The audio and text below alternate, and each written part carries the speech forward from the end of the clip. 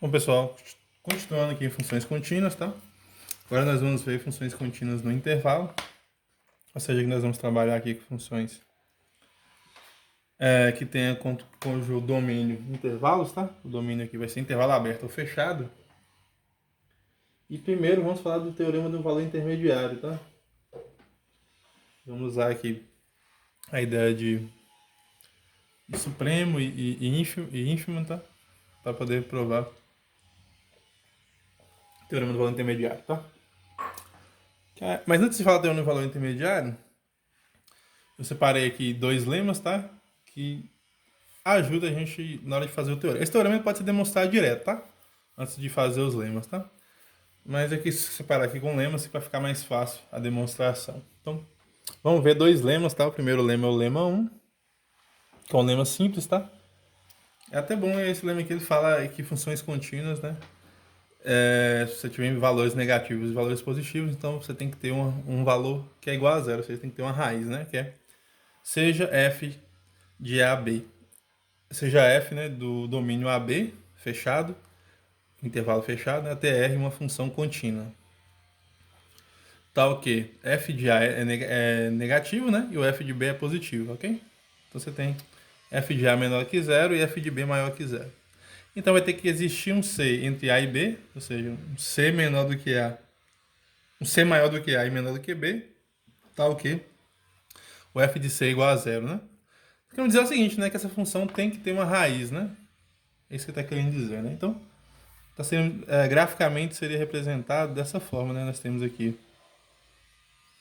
vou ter uma ideia aqui para vocês, ó. Vou pegar aqui uma função de valores reais, aqui é o eixo x, aqui é o eixo y, né? Vamos pegar aqui um intervalo. O A tem que ser... na verdade, você tem dois intervalos quaisquer, tá? Não precisa estar em... Aqui, por exemplo, poderia estar aqui, né? Pega A e B, um intervalo qualquer da reta, né? Não está dizendo que o A é positivo ou negativo. Então, vamos pegar aqui um intervalo começando aqui no A, terminando em B.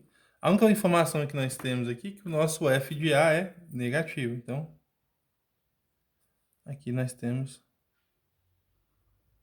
por exemplo, tá? O f de A aqui. E o f de B é positivo. Então, graficamente, né? Por exemplo, aqui nós temos aqui o f de B. Então, nós temos aqui os dois pontos, né? O ponto A, f de A. E aqui nós temos o ponto B, f de B. E ele diz o seguinte, né? A função ela é contínua, ela tem uma continuidade, ou seja, ela é uma função que é contínua. Então, se ela é contínua, em algum momento, então, o gráfico dessa função, né, corta aqui. Por exemplo, suponha que esse aqui seja o gráfico da função f, né? Então, em algum momento, esse gráfico tem que tocar aqui, né, nessa posição, que é zero, né? Ou seja, aqui vai ter que ter um c, cujo o f de c é zero, né? Então, aqui nós temos o ponto C0, né? Beleza? Aqui nós temos o ponto C0. E o f de c vai ser zero. Então é isso, né? Se ela é contínua, vai ter que tocar. Se ela não fosse contínua, ela poderia dar um salto aí, né? Nesse caso, como ela é contínua, isso acontece, beleza? É um teorema simples de entender, mas vamos demonstrar ele aqui, tá? Prova, vamos fazer a prova dele aqui. Que é da seguinte maneira, né? Então, primeiro, né? Vamos supor que essa função ela é contínua. Vamos supor o enunciado, né? Seja f de a a b uma função contínua com o f de a menor do que zero e o f de b maior do que zero. Então, estou supondo que o enunciado, né? Bom, e agora vamos considerar, né? Consideremos o conjunto. Consideremos o conjunto que eu vou chamar aqui de A, tá? A igual os valores, os x's de AB Então essa aqui é a ideia nossa. Nós vamos pegar aqui valores aqui de AB, só que tal que o f de x seja sempre negativo. O f de x é negativo. Nesse nosso desenho aqui, né, seria todos esses valores aqui, né? Esses valorzinhos que estão aqui entre A e C, né? Se você olhar esse desenho como referência, tá? Então, esse daqui é o nosso conjunto A, né? Beleza? E esse conjunto A, observe que ele é não vazio, né? Pelo menos o A pertence. Então, né, note que o A pertence a esse conjunto, né? Note que o A pertence a A. Por quê?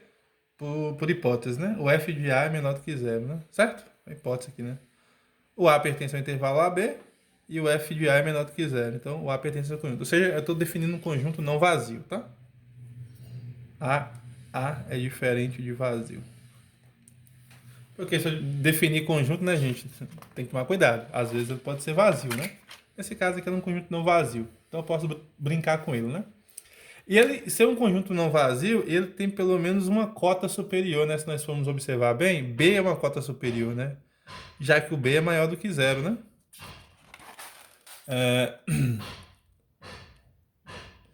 Então, esse conjunto, né? A é limitado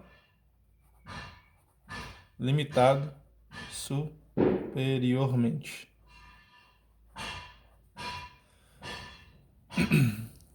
Por quê, né? Porque nós sabemos que B ele é ele tem pelo menos uma cota, né? B é cota superior, né? Não tô dizendo que B é o supremo, tá? Tô dizendo que B é uma cota superior. B é cota superior. B é cota superior de A, né? Lembrando que todo conjunto que tem pelo menos uma cota superior é limitado, né?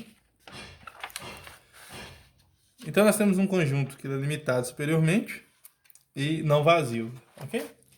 Então se o conjunto é limitado superiormente e não vazio, então, né, ele tem que possuir pelo menos um supremo, tá? Quer dizer, ele possui um supremo, né? Logo, o A maiúsculo, né? A possui supremo. Lembrando que todo conjunto não vazio que tem pelo menos uma cota superior, né? Ele é um conjunto não vazio. Ou ele é um conjunto, ele tem cota superior, né? Beleza? Eu vou chamar essa cota superior, A possui cota superior. A possui supremo, desculpa. A possui supremo, beleza? Eu vou chamar esse supremo de C, né? Digamos C igual o sup de A, né? Então estou chamando esse supremo de A de C, né? E claramente, né, ele é menor ou igual do que B, né? C é menor ou igual do que B, né? Claramente, C é menor ou igual do que B. Por que que isso é claro, né? Obviamente, né, como B ele é uma cota superior de A e o supremo é a menor das cotas superiores, né? Então ele tem que ser menor ou igual do que B, né? A ideia nossa é que B seja menor, né? Já que nós queremos que que o C seja menor do que B, né? Já que nós queremos um intervalo aqui aberto, né? Beleza? Aqui nós temos que olhar o seguinte, né? Nós queremos que A seja menor do que C e C seja menor do que B, né? Nós queremos chegar nisso, né? Para pertencer naquele intervalo ali. Bom, mas como é que nós fazemos isso? Deixa eu só tentar ligar o flash aqui do... Só um segundo, pessoal. Pronto, já estava ligado. Então, claramente, né? C é menor ou igual do que B, porque B é cota superior de A e A é o supremo, tá?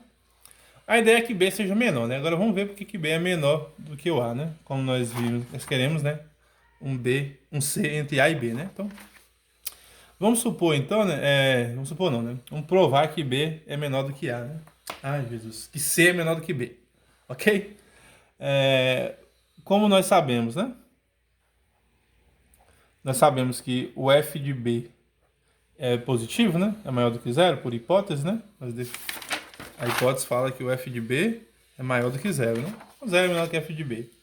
Então vai ter que existir um delta, esses resultados nós vimos sobre topologia na reta, né? Então, existe um delta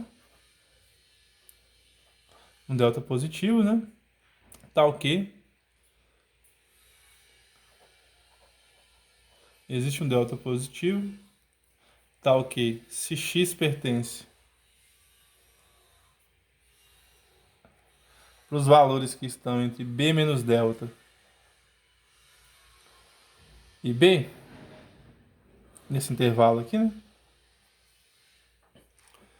Então, f de x também tem que ser maior do que zero, né? Implicaria que f de x é maior do que zero, né? Porque a função é contínua, né? Beleza? Então, aí tem a existência de um delta, tá? Quer dizer que f de b é maior do que zero e a função ser contínua, né? Quer dizer que tem que existir um certo valor, tal que todos os valores que estão entre b menos esse valor delta, né? Delta positivo, até b, tem que ser maior do que zero também, ok? Bom, e daí, né? Que nós temos. O que isso nos dá, né? Ó, isso vai garantir é o seguinte, ó. Como esses valores. Como esses valores aqui, né? Está nos dizendo que f de x é maior do que zero, então todos esses valores aqui tem que ser, né, cota superior de A, certo? Porque o C é o supremo, né? Beleza? Então vamos escrever isso. O que nós vamos ganhar com isso então, né? Assim, né? Cada elemento do intervalo, assim, né? Cada elemento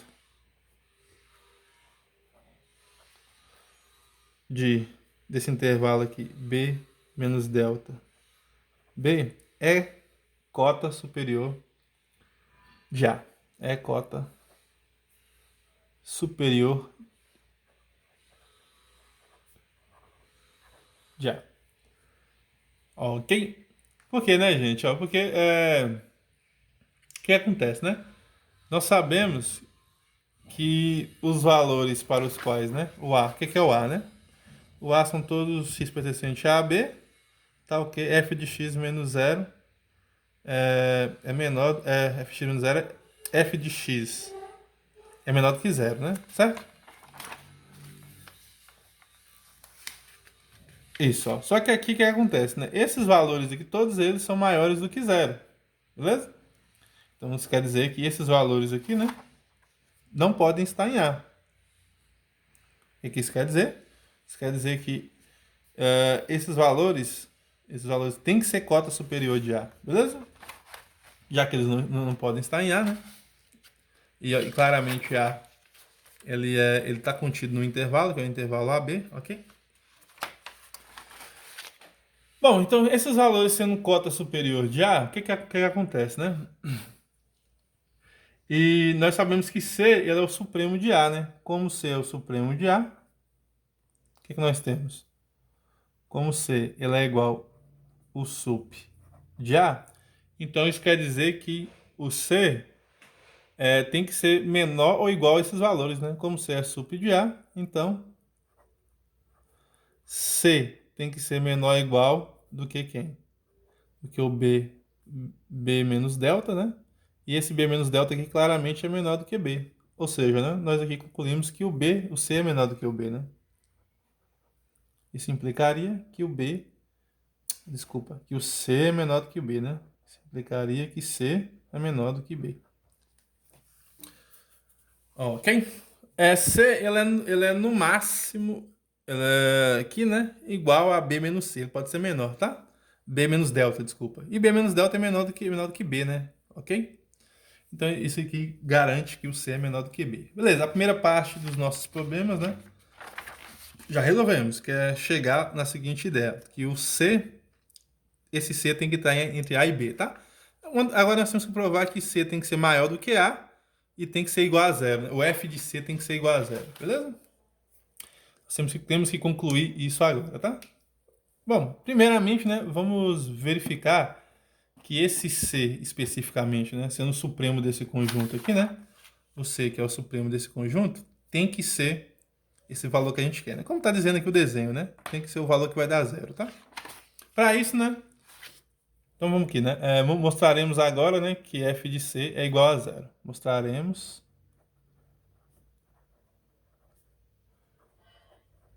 agora que f de C é igual a zero. Então, nesse caso aqui, temos duas possibilidades de mostrar que f de C é igual a zero. Fazemos algum resultado que chegamos que f de C é igual a zero, ou então mostramos que ele não pode ser nem maior do que zero e nem menor do que zero. O f de C não pode ser nem maior do que zero e nem menor do que zero, né? Que é a ideia que a gente vai fazer aqui agora, né?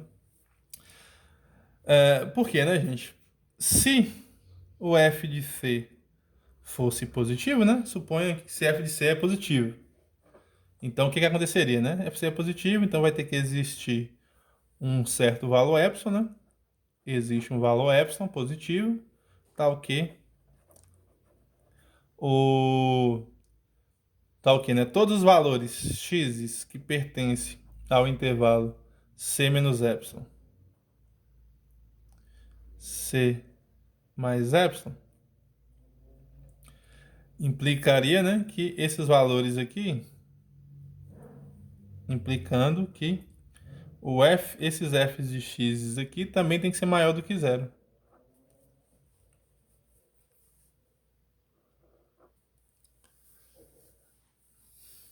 Beleza? Então isso é sabido, né, gente? Sempre que nós tivermos um número positivo, né? Então existe, vamos fazer um rascunho aqui, né? Só para vocês relembrarem essas coisas. Ó. Nós temos aqui, então, um valor, né? Um número qualquer, né? Nós temos aqui o zero. E aqui vamos pegar um valor qualquer. Estou chamando de C, né? Então, por mais que esse número seja o pequeno que for, né?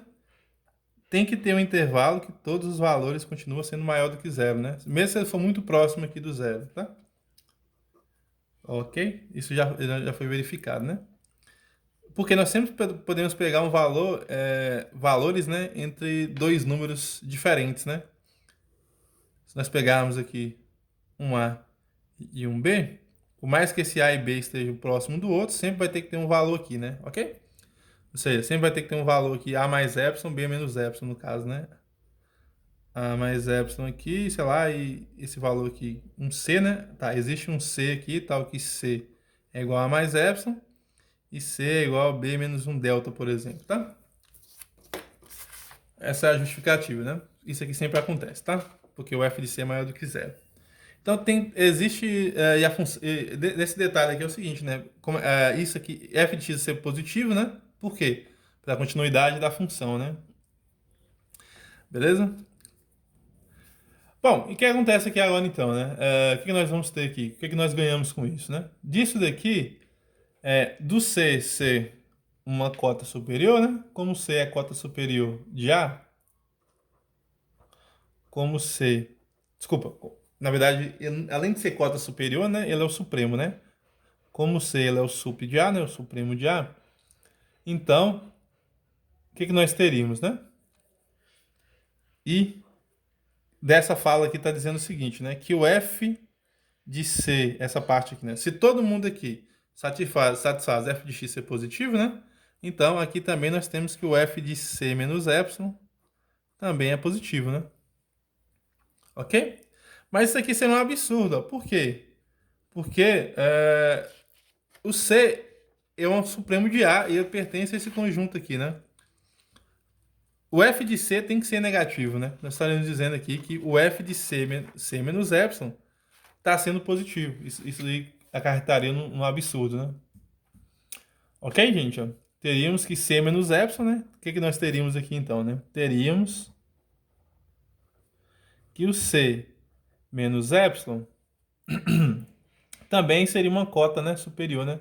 Seria uma cota superior. C menos epsilon seria uma cota superior de A. Mas isso não pode acontecer, né? Por quê? Porque o C é o supremo, né? Isso é um absurdo, porque o C ele é um supremo. Certo? O que é impossível, né?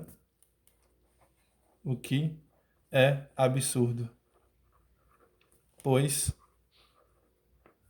C é o sup de A, né? Pois C é o sup de A. Isso, esse é aqui que vem um absurdo, né? Olha aqui, né? A ideia é o seguinte, né? O f de C menos epsilon está dando positivo. Então quer dizer que o f de C menos epsilon não poderia estar nesse conjunto, né?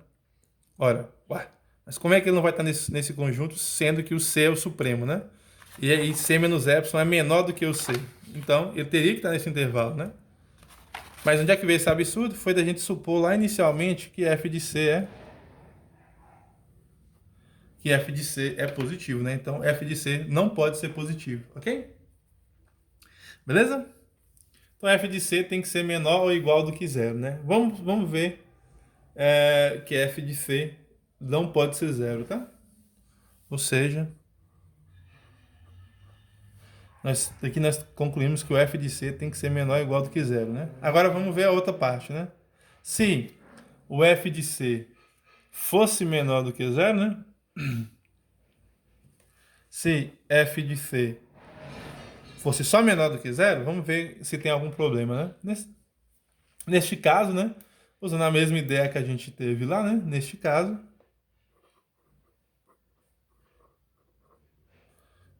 caso, né?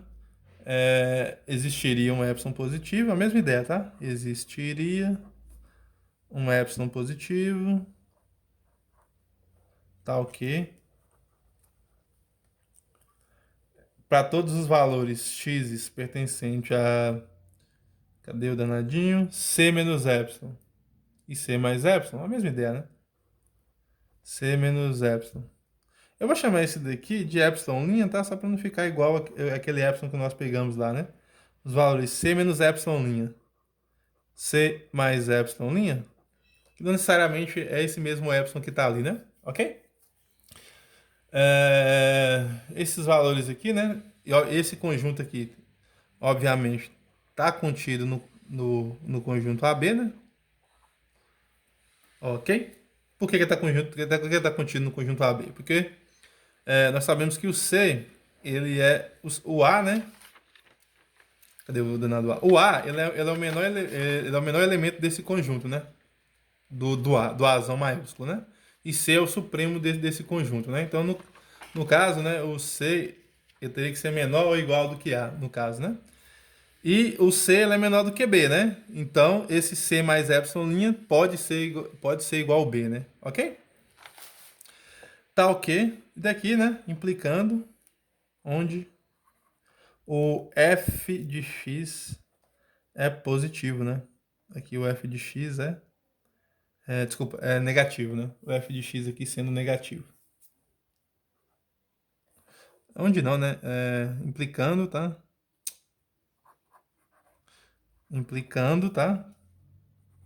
Que f de x é negativo. Beleza? Então, se f de c é negativo, é a mesma ideia, né? Aqui, ó, no que nós pegamos, né? F de c positivo, tem que existir um epsilon positivo, tá ok?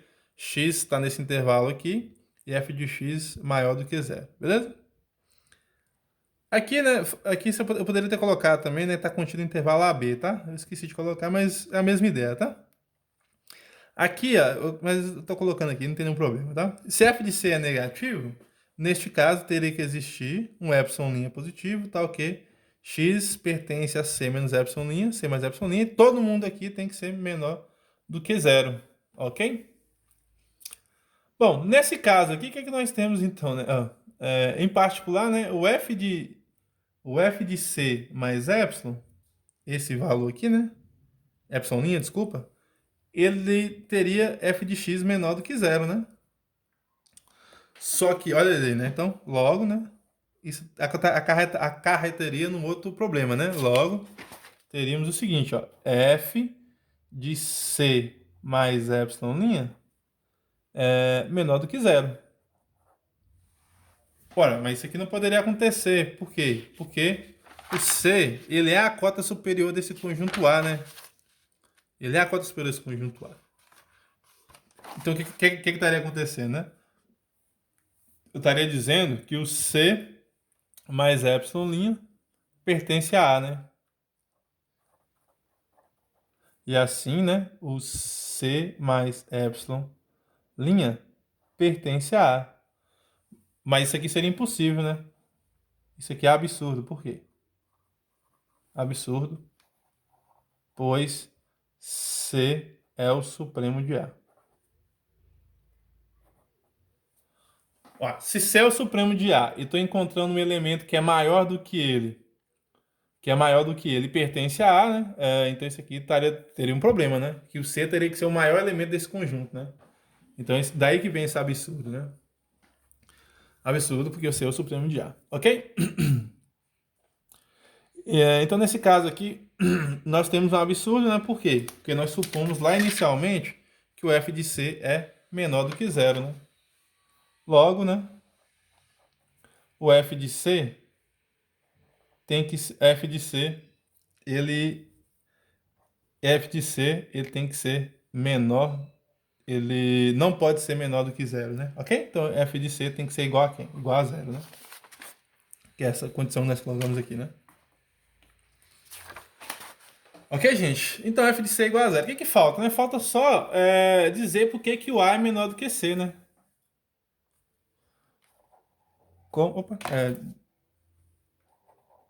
Com o A menor do que C. Pois, né? Pois nós temos que esse conjunto aqui, né? Cadê aqui, ó? A tem que ser igual a C menos epsilon, né? Pois A é menor ou igual do que C menos epsilon, que é menor do que C, né? Ok? Então daí, né, pessoal, o que nós temos, né? Daí existe um C que pertence ao intervalo aberto AB, né? Por quê? Porque nós concluímos aqui, né? Esse aqui, né? Implica que A é menor do que C. Porque o A é menor do que o C, né? Ou seja, o intervalo tem que ser aberto. E aqui nós chegamos que o A é menor do que o C e o C é menor do que B, né? Daí existe um C pertencente ao intervalo AB, tal que esse f de C é igual a zero. Que provando aí o lema, tá? Acabando com o lema. Beleza? Esse lema aqui, gente, é só mesmo para a gente chegar lá no teorema do valor intermediário, que eu vou escrever para vocês aqui agora, tá? Mas antes desse lema, vamos colocar outro, tá? Então fica aí, né, gente, ó. Fica na mente isso daí, tá? Que o resultado... Esse aqui é a demonstração é um pouquinho cheio de técnicas, tá? Cheio de definir um conjunto e fazer umas técnicas, mas o mais importante que vocês têm que saber é essa parte aqui, né? Do lema, né? Seja f de a, b em R uma função contínua, tal que f de a é menor do que zero e f de b é maior do que zero, ou seja, você tem um valor, a imagem assume um valor negativo, né, e um valor positivo. E a função é contínua, então ela vai ter que assumir um valor igual a zero entre A e B, né? Ok? Pela continuidade, né? Porque o f de A é negativo, o f de B é positivo. Isso aí acontece, ok? Outra coisa que poderia acontecer é o contrário, né? Que é o lema 2. Ó, o que o lema 2 nos diz, né? É a mesma coisa, tá, pessoal? O lema 2. Só vai mudar aqui a ideia da posição da função, né? Seja f de A a B, de domínio AB contra o domínio aqui R, né? Uma função contínua.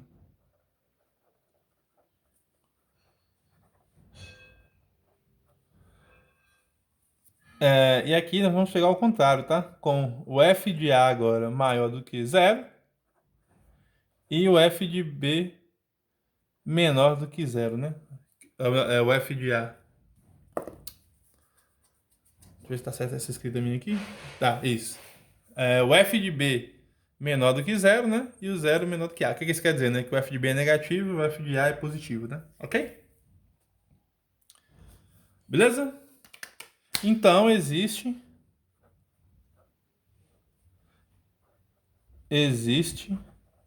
um C que pertence ao intervalo, aqui é o intervalo aberto, tá? O intervalo aberto AB, tal que f de C é igual a zero, tá? Bom, a demonstração é a mesma coisa do outro jeito lá, né? Nós só vamos trocar aqui a ordem, tá? Mas eu vou demonstrar aqui para vocês. Vou dizer que a demonstração é a mesma coisa, tá? É só usar o lema 3, né? Demonstração, né? Basta nós definirmos, então, ó, defina a função. Ah, tá. Antes de demonstrar aqui, né? Deixa eu só colocar a representação gráfica disso, tá? Que eu esqueci. Então, como seria a representação gráfica disso? Bem similar a outra, né? Mesma ideiazinha. Ó. Nós temos aqui uma função A e aqui nós temos o B, né? O intervalo, desculpa. Tem o intervalo A e B, né? Então aqui nós sabemos aqui que o f de A, nesse nosso caso, é positivo. O f de A é maior do que zero. Então aqui, em alguma posição aqui, nós temos aqui o nosso f de A. Por exemplo, suponhamos nessa posição. E o f de B é negativo.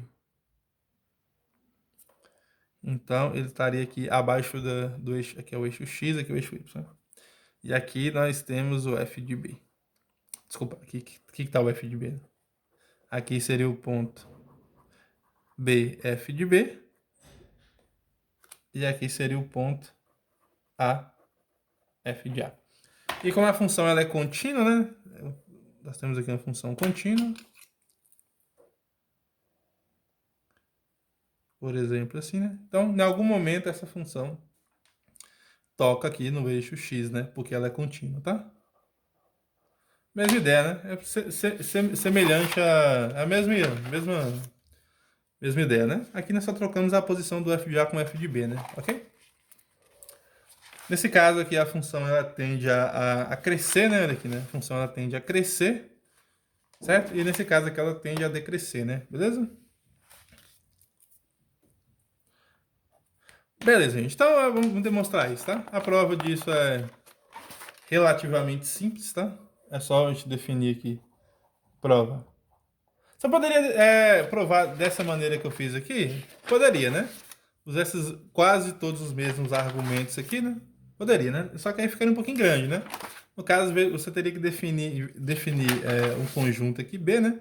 Tal que o f de x é maior do que zero. Aí usaria a mesma ideia, tá? Mas nesse caso aqui, vamos fazer mais simples, tá? Construindo uma função, né? Que é definindo a função, né? Essa função aqui, ó, deixa eu só lembrar aqui, defina a função, vou definir a função aqui e mostrar que ela é contínua, tá? A função g de AB, que vai até R, dada por